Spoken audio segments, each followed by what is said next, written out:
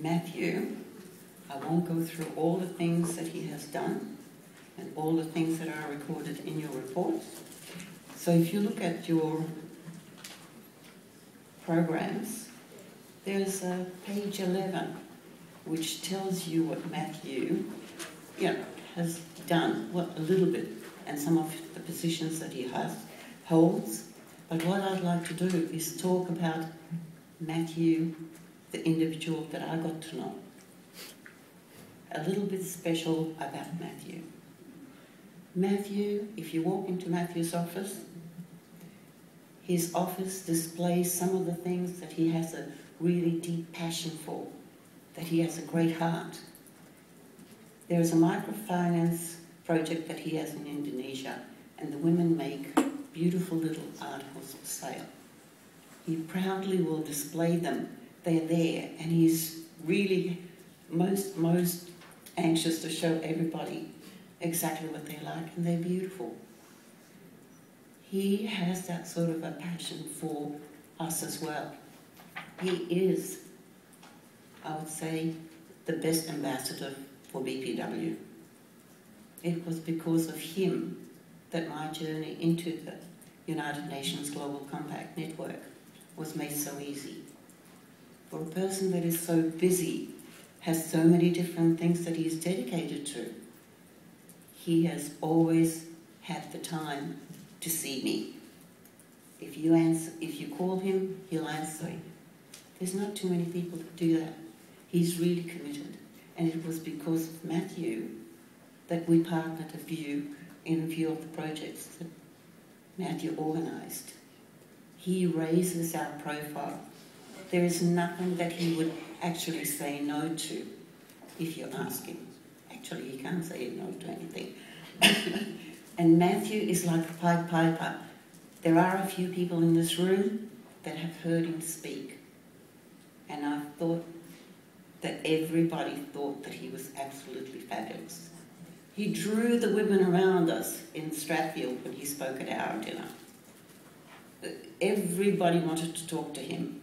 And I think he can be given any topic at all, and he'll make it the most wonderful thing that you can absolutely hear because of the passion and the love that he has for what he's talking about. Now, Matthew also had an accident, as Marilyn said. He was crossing a street in Redfern, and he was hit by a car. So at the moment, he's quite heavily medicated, I think. So that means ask him anything you want him to do, and he won't be able to say no. He's that sort of a person, and he's genuine too. If he commits himself, he'll go for you 110%, not just 100%. The most wonderful person I've met for many, many, many years, and I can say I've been around for quite some time. I'd like to welcome Matthew to this stage. Please make him welcome.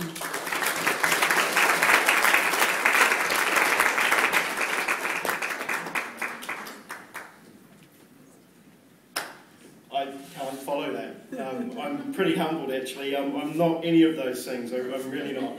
I won't dance on tables. I want to make that really clear. Or wear funny outfits that'll make me look really stupid.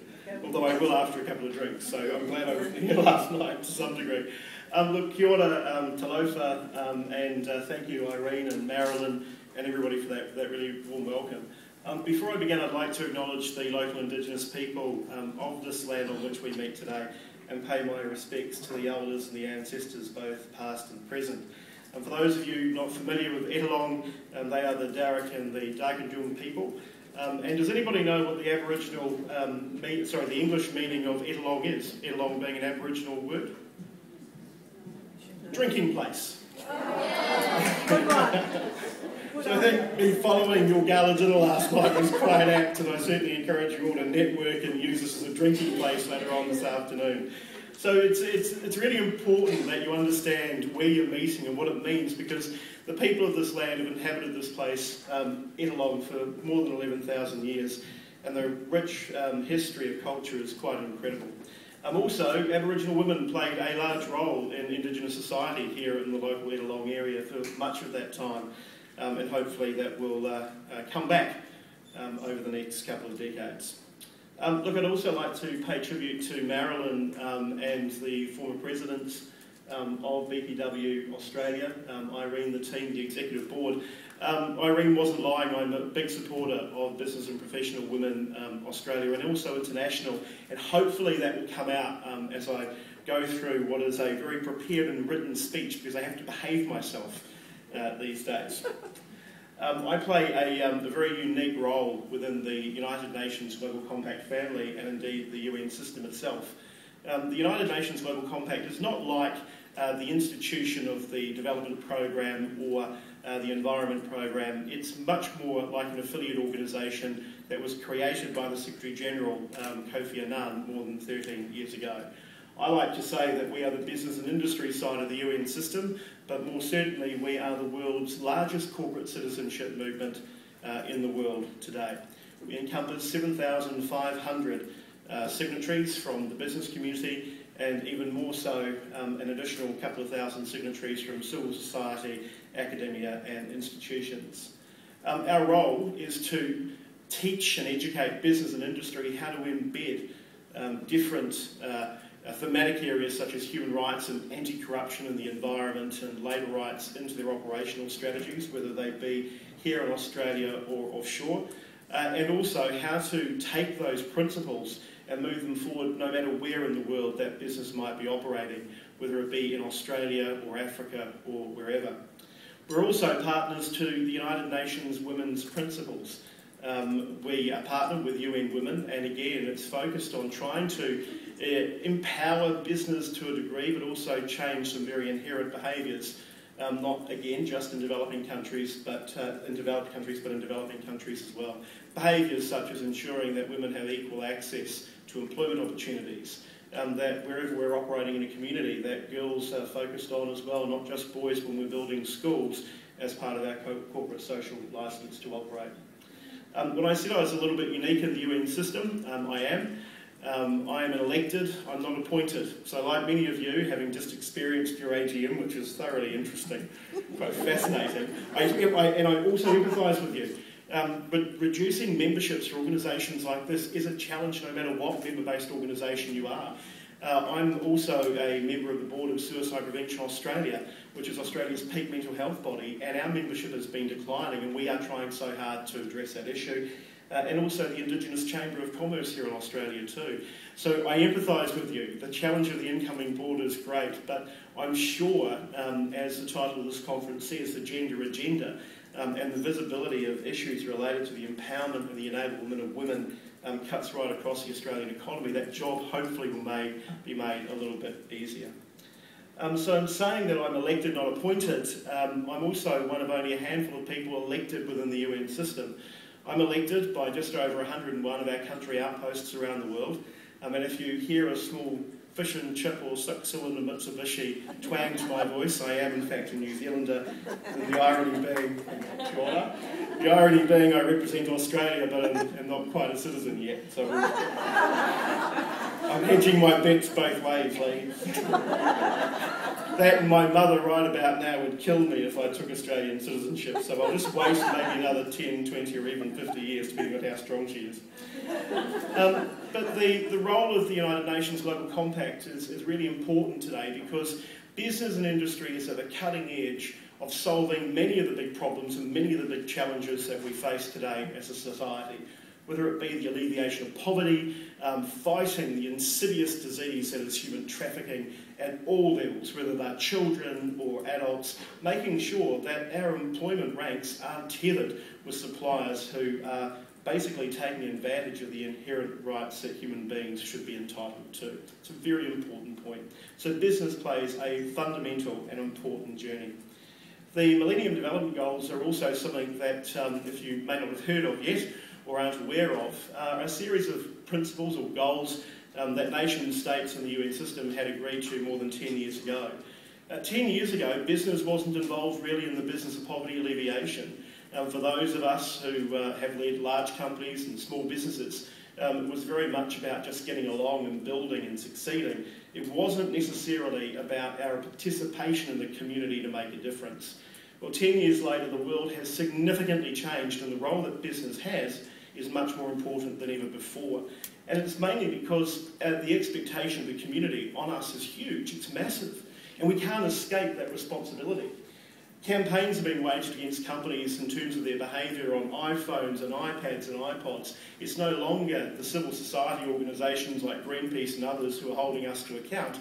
It's individual members of the community who are saying, well, actually, you know what, you might say that you're employing a certain number of people in your annual report who may just happen to be female, but we don't actually think you are. We actually don't think that you're living or abiding by the commitments that you're making in public documents. So it's no longer just about NGOs and civil society organisations holding us to account.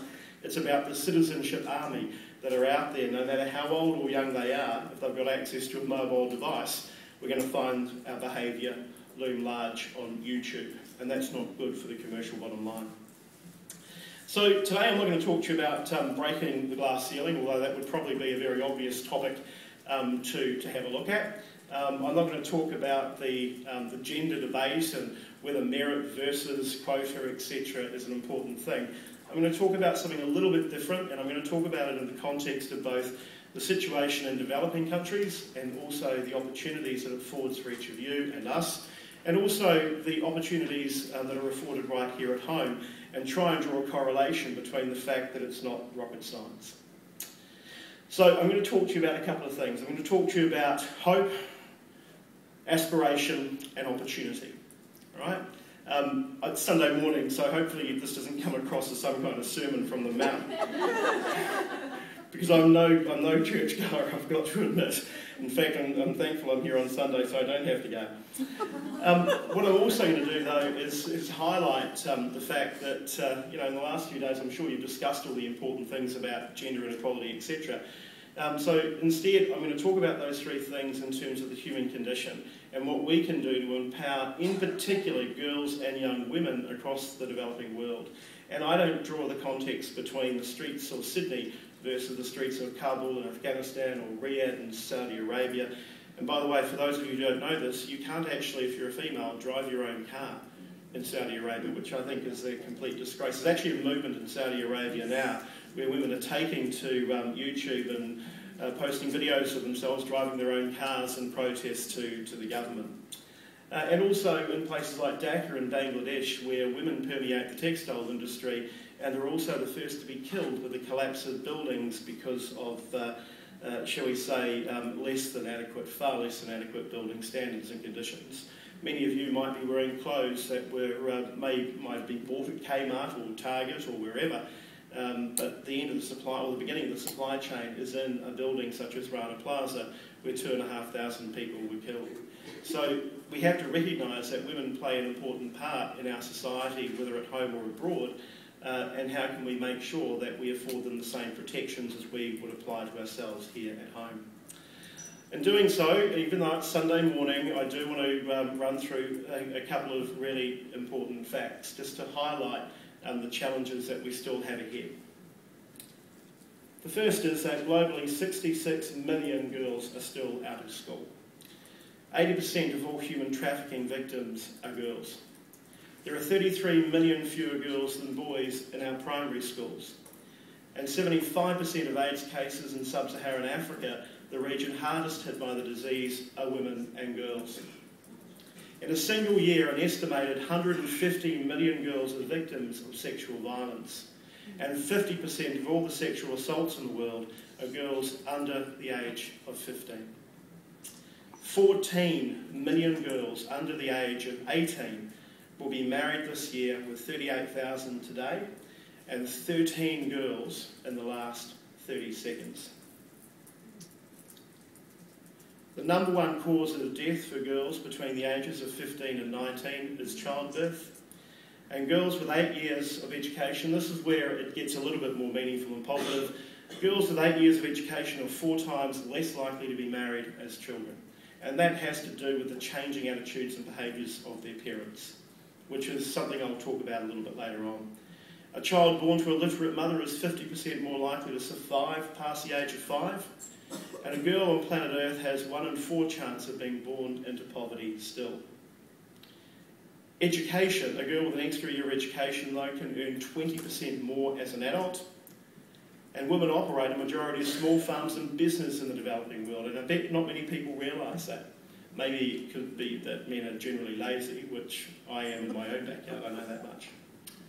And if India enrolled 1% more girls in secondary school, their GDP would rise by a staggering 5.5 billion. And there are 600 million girls in the developing world and counting. Many of the countries across the developing world have increasing young populations, and increasingly the gender imbalance between those who are rising as females versus males is increasing as well. So what I wanted to do is provide you with the context of where I'm going to go with all of this. Even though some of those figures are horrible and disparaging, I didn't want to lie about the job and the task that is still ahead, and the role that business and professional women in Australia, like the Global Compact and business in general, can play to fix it. So let's start off with hope. For my day job, I travel the world looking at what we call social investment projects and initiatives, something that Irene alluded to before. As chairman of the Sustain Group, we go and review the social impact on communities of investments that companies might make, whether they be education project or the building of schools, hospitals, etc. Mainly, they are health and education projects, but also small business. Small business in a community is fundamentally important to empowering people towards independence. There are many examples where business and industry build schools and hospitals, road and infrastructure that help build the capacity of a local community, and importantly put them on the path to prosperity and independence. For example, did you know that something as simple as building a bridge between 2 villages on opposite sides of a river can create an immense amount of trade and also the furthering of cultural and familiar ties? And you wouldn't believe the number of bridges that don't exist between 2 villages separated by a river. It's been proven, particularly with some of the work in Afghanistan, that building something as simple as a bridge can certainly bridge the divide. Anyway, hope is one of those things that you need to instill early on in the lives of children in the developing world, as is the case here at home. It's no different. Instilling hope in young people, whether they be at school or at university or TAFE or technical vocational education institutes, it's the same here just as it is over in developing countries. The problem is, all too often, very few business people step into the classroom to see what's going on. More often than not, it's the NGO community and civil society organisations. Now, I'm going to go off script for a minute. Whenever I go and have a look at some of these projects around the world, I'll step into a classroom and I'll ask a fairly simple question. And the question that I'll ask these kids is, if you could be anything in the world that you could be when you grow up, what would it be? Now, invariably, and I'll use the case of Indonesia, a school in Serang that I visited only a few months ago, have been back to on several occasions. The classrooms are separated in terms of sexes, so you have boys in one classroom and girls in another. If you walk into the boys' classroom, you get the basic same old stuff. You get, well, I want to be an astronaut, or I want to be a policeman, or I want to be a builder, or I want to be a Kopassus agent. And for those of you unfamiliar with Indonesia, a Kopassus agent is a secret policeman, so you certainly don't want your son in Indonesia growing up to be one of those. And then you go to the classroom next door, and you see, and you ask the same question, and these girls, when I first went there 2 years ago rather, these girls would say, well, I want to be a good mother, or I want to be a housewife, or I can't wait to get married, because ingrained in the culture and behaviour, and particularly at home, is that that's what girls are good for. Girls are good for nothing more than getting married and having more children. And it's not a religious thing necessarily, as it is just a geographical, cultural thing in many cases. Now, 2 years later, when I stepped into that same classroom, and I've been a regular person that goes back well, I go back every 6 months, the attitudes and the behaviours are changing. So no longer do they just want to be housewives and mums and all the rest of it. Now they want to be teachers and nurses and doctors, and in fact one of them said to me that she wanted to be like Megawati Sukarno Putri, who was Indonesia's first female president. Now, the reason that hope is so important is because when you step into the classroom as a business person, particularly from a foreign country, they see somebody who's taken the time to listen and to nurture and to guide, and your very presence has a fundamental difference. The problem is, with many people, they fly in and fly out. It's like the Indigenous stuff that goes on here in Australia. You know, I don't want to be disparaging, but a vast number of people from the business community leave the comfort of their Sydney offices and head into an Aboriginal community. Well, they're only there for a weekend. They get a couple of photos, put them on Facebook, and all of a sudden there's your sad story. But those children still remain in that community, and there has to be that ongoing connection between the business who's claiming to support all these initiatives and the kids who need to be nurtured, mentored, and put on the right path. The other thing too is that by simply agreeing that subservience in a culture like that of Indonesia is okay because you're not present in that classroom or you're not being seen to support that school, you let the behaviour continue. And the truth is, we've got to snap that behaviour early on. The other thing that I would add is that those girls and young women can achieve their dreams now because with participation with a couple of corporations in that local area, we're seeing those girls go through from being leaving school at the ages of 15 and 16 to staying on and then being provided with career pathways into that company operating in that local area. And I'll get to a little bit more about that. So what we must do more of is ensure the environment exists in which hope is able to take off, and hope is something that isn't just the odd occurrence on the odd occasion. The next one is the provision of aspiration. Now, hope invariably leads to aspiration. It's one of those things that you need in order to aspire. Now, I spoke recently to a whole lot of students, in fact, last week in Wollongong, and they were graduating with diplomas, and I wasn't there with my UNGC hat on. I was there as a former head of one of the world's oldest and largest employment companies, Drake International. They wanted me to give them some insights into what could come next post-graduation. Do I go on to a career? Could I do this? Could I do that? Now, having a plan might be something fairly simple, or a list of things that you can do to enable your success. But the same applies, again, in a developing world context as well, and again when it comes to girls. Very often in Australia now you'll see that occurring. You'll see people sitting down. There are mentor programs for young women, but there's very few of those programs that exist offshore. And one of the things I'm advocating at the moment is that I'd like to see an extension of organisations like BPW also maybe having the opportunity for some of their members to move into the field, and not just to nurture people at home in our own communities, but also look at the possibility of nurturing young women in developing countries, that they can learn from your behaviour, learn from your experience, learn from your failures, and also learn from your successes. So what I wanted to do is put this up on the board. It's something that I share on a regular basis with the kids overseas as well. So at last count, I've been to 143 schools from Africa to Asia, from South America to the Middle East. And I would also dare say, doing a quick estimation in my mind, the majority of young people I sit down with are young girls. And I always put up a plan of where I came from and what I did, because you've got to get them thinking about how you can fall off the wagon, so to speak, but still aspire to achieve. So this is me, all right? Even though I might be speaking to a room full of women, I don't want you to think that my story is any different just because my gender might be different, because my sister went through something fairly similar. So at 8 years old, all I wanted to be was a museum director, and that didn't work out for me once Mum realised what we were really doing is stealing all her jewellery and digging it into the backyard. So if anyone in 50 years' time wants to buy a place at 10 Gemstone Drive in Upper Hutt, Wellington, you're going to find a whole swag of loot, because we never actually quite dug up what we had put in the ground. So we were very naughty. So knowing that that was going to be a failure, I thought, oh, well, at 10 I want to be a chemist. Well, that didn't also work out because I wasn't really good with mixing things, although my older brother Ruben, who's very naughty, knows how to mix things very well. At 12 I wanted to be a businessman and make extreme amounts of money, because somebody came into my school and said that there is absolutely nothing you cannot do if only you put your mind to it.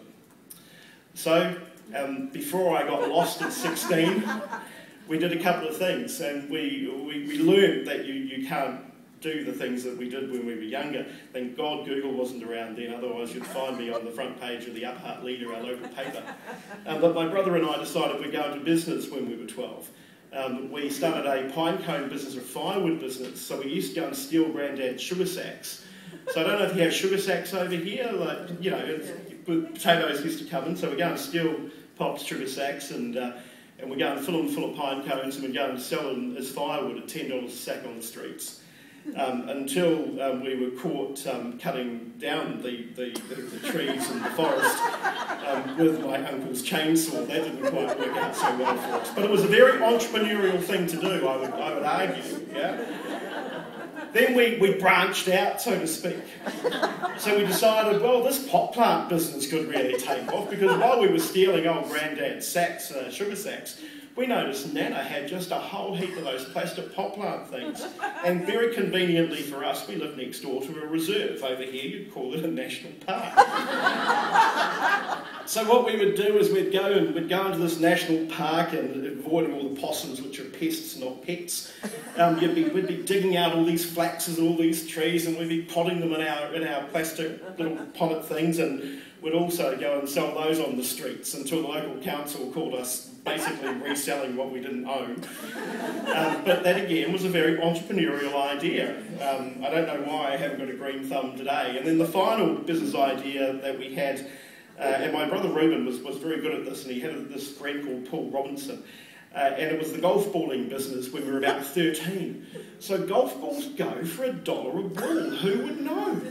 So we'd go into the backyard, we'd get all the dog duty crap, put it all into plastic bags, go up to the Timarua golf course and put all the crap in the holes. And so when people would putt their balls in, you know, they'd reach in and get their ball, and they'd go, oh, well, that doesn't look good, and throw their balls away. And there were these little Maori boys running to get these balls. Oh, geez, we'd make $50 a week without any effort. Without any effort at all. It was just fantastic. Of course, at 16, the reason I was a little bit lost is because always the best laid plans come unstuck when you learn this new-fangled word called the law. So at 17, I found myself again, and I decided I wanted to be a student politician. And the reason I wanted to be a student politician was fairly simple, because I'd moved to the big smoke. Now, the big smoke in Australia would be Sydney or Melbourne, but for us in New Zealand it was Auckland.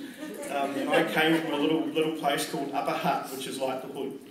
Although for people from Upper Hutt they would argue otherwise. But I came from the hood, and I went to Auckland, and I wanted to be a student politician because I didn't know anyone. I had no mates, no friends. I was billeted with this couple who unfortunately for me, their son was a constable that happened to live with them, so I couldn't get up to any no good. And so I ran for student politics, and at the age of 17 I was elected New Zealand's youngest student president. The slogan for my election campaign was fairly simple: vote for me and my dad will buy you beer. Students are so naive, aren't they? But at 17, I found myself, because it was compulsory to belong to a student union back then, I found myself all of a sudden at 17 in charge of a multi-million-dollar business. So what do? We buy a red double-decker bus for our booze bus tours. We buy a ski chalet. Well, we didn't quite get there, but you know, you learn a whole lot of lessons along the way. But at 17, I found myself and decided I wanted to be a student politician. And at the age of 18, I ran for Parliament. I ran for the seat of Otara in South Auckland with an interesting fella called Winston Peters for the New Zealand First Party. That was in 1993. Now, Winston's a very mischievous politician in New Zealand, but at 18 I thought I had tickets for myself, but I obviously still had a long way to go. At 19, I fell in a heap, so it got to be a little bit consistent that I'd have my fits and my starts. But at 20, I wanted to be a businessman again and make extreme amounts of money, because I thought that was really important, because you know, I couldn't keep going to my mother and father to bail me out when I knew they didn't have any money. At 34, though, some 14 years later, I was running a multi-billion-dollar corporation. I had tens of thousands of staff. I was in charge and responsible for the world's oldest and largest of employment companies, Drake International. We have a branch here in Gosford on the Central Coast, in Wollongong, in South Africa, in the UK, across North America and across Asia. So in between the age of 20 and 34, you'll have to buy the book to find out what happened. $29.95, it's on bookshelves next Christmas. And 30... No, didn't have anything to do with golf balls, but I'll read the book. Hang on, that's an old trick. And then at 38, here I am, this little Māori boy from the boondocks and the backwaters of Upper Hutt in New Zealand, and the Secretary-General appoints me to a governing board of a United Nations organisation. So I'm feeling pretty special about myself right about now, because at 39, and I was 39 a couple of months ago, I reached my goal for this decade. But at 40, I've decided that I want to be a little bit more global because I've learned a very important lesson. And hopefully all of you being business and professional women will understand this too. At some point you get this light bulb moment and you figure, oh, if I can make a phone call, that door will open and I can really make a difference and really make a change. And that's where I'm going at the moment. But by the time I'm 50, I'm going to be bored stiff. I'm probably going to retire and raise some goats, but that won't be enough for me. So I'll figure out what happens next at age 50. Now, thank you. Now, the point that I make in telling you the story and telling these young women, young girls, and also young men this story as well, is you can still come from nothing and still achieve a lot, providing you've got the guiding hand of a mentor or people that you know you can turn to, whether it be an individual or an organisation, to support you in that endeavour. And it's very, very simple. There's no complexity in the argument of quota or anything else. It's just a case of being supportive wherever possible and not holding back. That leads me on to opportunity. And I want to come back to business for a moment. The central role of business and industry executives and mentors is to provide the environment wherever that environment might be. And we need to look at our workforce dynamic and change our mindsets on the work we think women can do. And it starts with not only reforming our sometimes entrenched thinking, it's also about the process of employment. Now, you won't hear this in the gender debate, so I'm going to give you a unique insight into where I think one of the root causes of the problem now for Australia lies in the developed country context. The truth is, a large part of the workforce doesn't just drop off the back of the HR employment truck anymore. Permanent employment in the world of work is changing to the point that not only are we seeing a marked pickup in casualisation, but also of who is doing the recruiting. And it's the recruitment firms at every level of the organisation. In the developed world, it is about ensuring the recruitment company is in fact going to market for a cross-section of skills and based on the brief, not based on what they think you want, and therefore are prepared to pay a fee for. The truth is, if we took a hard, cold look at how the employment industry works, then having been a large part of it, and look, I would argue I was the chief vampire and the biggest coven of the employment industry. The truth is, when we have a look at the inequity in the discussion and the debate, have a look at who's doing the recruiting. It's not always the board of a company that's doing the recruit. You'll find a recruitment agency is acting as a broker or a middleman. I would argue that nowhere in the discussion at the moment are we focused on reform or changing behaviours of that industry. And I would also argue, and this is something I discussed with a couple of people from the ILO over in New York in September, it is also the largest unregulated industry in the world. You don't have to have a certificate or a diploma or anything else to be a recruitment consultant. You can work at Hungry Jack's in the morning, and by afternoon somebody will give you a job as a recruiter. All you have to do is turn up with a tie and a shirt and be able to sell a job. So it's one of the things that I think is really important for you all to consider and keep your mind on, because as employers potentially, however big or small your companies might be, you need to monitor the performance of the recruiters, much more so sometimes than monitor the performance of male chairmen of boards. And that's just my own personal observation. The other observation I have is in the graduate program. If you have a look at the disparity of male graduates being paid more than female graduates in some sectors like accounting and finance, begs the question, what the hell? Why is it that there are two different pay grades, as unstructured as it might be? Why is there a rule for one gender versus the other when the qualifications are the same? It just doesn't make any practical sense. But in learning those lessons, the other thing that would be absolutely valuable in terms of how we can transport that knowledge offshore in a developing country context is the recreation of graduate and intern programs in developing countries. Very, very often you'll hear a lot about what great companies are doing here at home, or great multinational companies, but very rarely will you see a graduate program or an intern program in a country in which they might have an operation. So that's the other thing that I advocate for at the moment, is transporting some of those things, however inequitable I think some of it might be here, to change and live in a developing country context. And that's because I'm a fundamental believer in ensuring that it's one thing to convince girls and their parents, or convince parents to allow their girls to stay at school longer. It's another to ensure that they've got an appropriate career and education path and plan in place. Without those things, then you run the risk of an entire despondent community. The other thing that I would also argue for, and I do see that you've got a couple of the payday bags, is again the inequity I've always seen in the service workers sector, where on average female workers get paid just over 20% less than their male counterparts for doing the same job.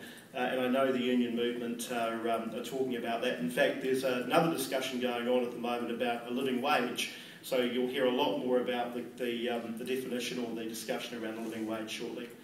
So as business and industry, we participate in the lives of women in developing countries in many cases from the time they arrive at school, and it just makes good business sense that we should enable the pathway to employment and also small business ownership, because one day that young girl could be our employee or a supplier to our business. The same again here at home. If we move into a community, we have to buy stuff anyway. Why aren't we buying local? Why aren't we channeling the investment to, at the same time, alleviate a very real and challenging social problem? Now, the funny thing about hope, aspiration and opportunity is we more often than not take it for granted. Sometimes we don't recognise it's not present, and so we draw complexities around the discussion. Here in Australia, those complexities of the role of women in business or on boards have been made worse because instead of simplifying it, we add more layers. It's like we have to unendingly debate and discuss the issues and the arguments for and against, which is a good thing to do. But the truth is, we can quickly address the pay inequity debate between male and female graduates with a stroke of a pen. And the Human Resources Department of a business ensuring the process is equitable. We don't need a Productivity Commission review for those basic fundamental central tenets of an employment relationship. When it comes to the recruitment of more women on boards, it's about those very men who make public statements to fulfil them, and for recruiters to stop putting forward the same old usual suspects for a role. The old boys network has to and must be broken. It's becoming even more irrelevant as we move into a period of generational change. Now, I sit on any number of boards and also chair those boards, and I can tell you hand on heart, I'm one of a breed of a new generation of chairman and chief executive officer that on purpose wants to address the gender imbalance on our board for one very important reason. It's just better decision making. The process of making decisions is incredibly richer, much more diverse and more valuable than if you've just got a pack of old fuddy-duddy grey-haired individuals sitting in black suits saying, let's go to the pub. You know, I make light of that last statement. We don't always go to the pub.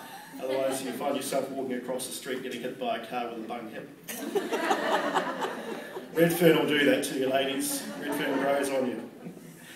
The other thing too that I would argue for is that we need to have a look at how industry can play a role, but also champion the very women that are at the top of their game that can nurture the story of it's not impossible to dream and also succeed at the same time. And that leads me to role models. And in my case, there are 5 women that I've met over my time and my journey that have influenced a lot of my thinking. There are 3 that I'll leave to the end, but the first 5 are women like Michelle Bachelet. Now, hopefully today, Michelle Bachelet will be re-elected the President of Chile. So that election is in a few hours, it starts in about 8 or 9 hours' time, Australian Eastern Standard Time. Michelle Bachelet not only is the former President of Chile, she went on to become the head of UN Women. And I bet a lot of you didn't know, she was actually a refugee and an asylum seeker here in Australia in the late 70s.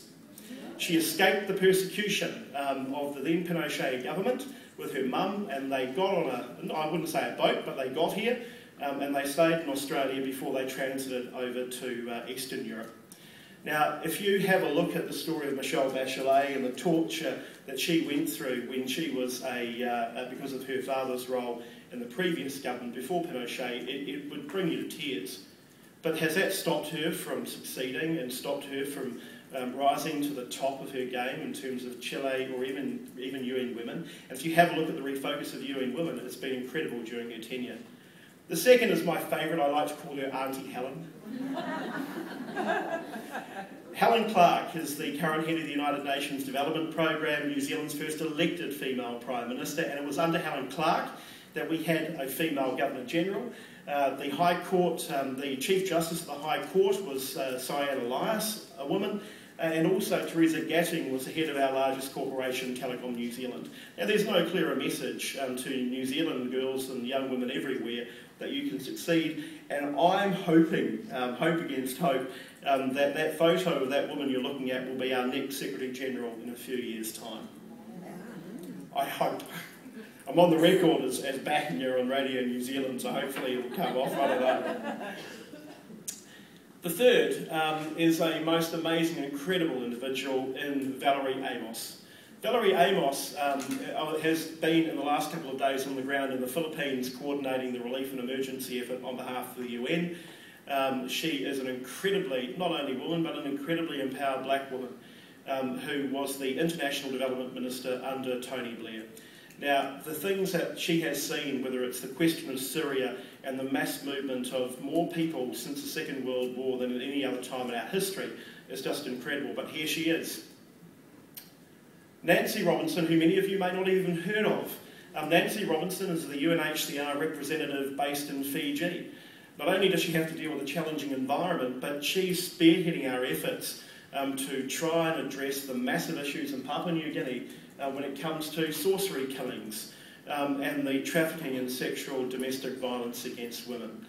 So she may not be the world's most well-known person, but she certainly is in the world that I operate, and she's an incredible mentor to any number of young people. And then the fifth is Mary Robinson. Now, just to let you in on a bit of a secret, I have a soft spot. There's a New Zealander and an Irish woman on that photo list. Being half Māori, half Irish, half of me wants to go to the pub, the other half doesn't want to go home. And it doesn't matter which way you reverse it. But through Mary Robinson, I learned a humble woman can go on from being a president of a nation state as small as Ireland and achieve big things when it comes to human rights, and at the same time send a very clear message to young girls and women everywhere in developed and developing countries that you too can do it. And there are 5 very powerful women indeed. Now, the irony is that the role models can be global, but they also show young women that they can succeed, and it doesn't matter the background that they come from. Now, for me personally, I have 3 very important people in my life that have supported me, however much the golf ball business might have floundered, stealing stuff from my grandmother's garage constantly and consistently. I never stole alcohol. We always just went for the things that were going to make us money. We couldn't resell the grog, I'm afraid. But for me, the 3 role models important to my life, and very much still are, is my mother and my 2 grandmothers. And it's important to tell that story. It's something that I tell young women, particularly in the schools that I visit in Indonesia at the moment. My mum worked 2 jobs for a long time. I don't come from a rich and wealthy family. My mum worked 2 jobs. She would pour drinks at the RSL, well, RSA, they call it in New Zealand, and work at the Ministry of Transport by day. My father also worked 2 jobs. It was a pretty solid family. Dad was worked for the Dunlop's tyre factory in Upper Hutt, and then he would do roofing during the weekends. But we never wanted for anything, as much as we didn't have a lot of money, they created the environment to enable us to succeed. My grandmother, Anne O'Flaherty, who's still alive and kicking today, showed me that persistence pays. Now, she's an activist, even though quiet. In her 80s, she's still out there with a hammer and nails putting election hoardings in her chosen political party in her front yard come election time. And woe betide anyone cross that border of her home if they don't vote for the appropriate party, family or otherwise. But here is a persistent activist somebody who brought up a very large family, but at the same time was passionate about her beliefs, and also those of her daughters. My mother is quite an incredible lady, but so too are my aunts. At a time when girls in New Zealand, or women in New Zealand, were still meant to go to the typing pool, my two aunts became nurses and very good at it. In fact, very well respected nurses in the profession in New Zealand. My father's mother, Barbara, the Māori side of the family, was as formidable as she was compassionate. Now, in my lowest ebb, she took me in when my mother had had enough of me, and when all hope was lost, when I was a young fella, she set me straight and set me back on the path to opportunity. She rang somebody and got me a cleaning job after the whole politics thing went asunder when I was 18. She rang the local fish factory where she got me a cleaning job, which I hated. I will not eat fish to this day. I can't stand it. I know what happens to fish fingers. That's probably highly inappropriate. But the truth is, that's in case you enjoy seafood. I can't touch this stuff anymore. But the truth is, she would get up at 5 every morning and drive me down to this job. She'd pick me up and then she'd drop me off to Polytechnic every single day. She wouldn't question me, she wouldn't yell at me, she wouldn't scream at me. All she did was give me a bit of hope back and created the opportunity for where I am today. And quite honestly, if it wasn't for my grandmother, I would never have ended up running a multi-billion-dollar corporation. I sure as hell wouldn't be sitting in front of you today. I probably would have been on the unemployment line somewhere in New Zealand for quite a length of time, I suspect. So this is why your organisation is so important, with a huge amount of potential. Even though membership is a challenge, I see an enormous amount of potential in this organisation. It's through business and professional women, both here in Australia and abroad, that the real life differences can be made. If any organisation should own that catch-call amongst girls and women more generally of hope, aspiration and opportunity, then it's your organisation. It's not my organisation, it's yours. So thank you for listening to me this morning. Thank you, Marilyn, the executive. I congratulate whoever the incoming president will be and the task ahead for the new board. And I want you to know that I remain an incredible supporter of Business Professional Women Australia and international, women's causes more generally, and that's not a fake statement made by yet just another male. I believe in the path that we're on at the moment, so much so that if there is one challenge left in the world today, that is equity. And rue the day that we don't get that message as policymakers and decision makers. Thank you so much.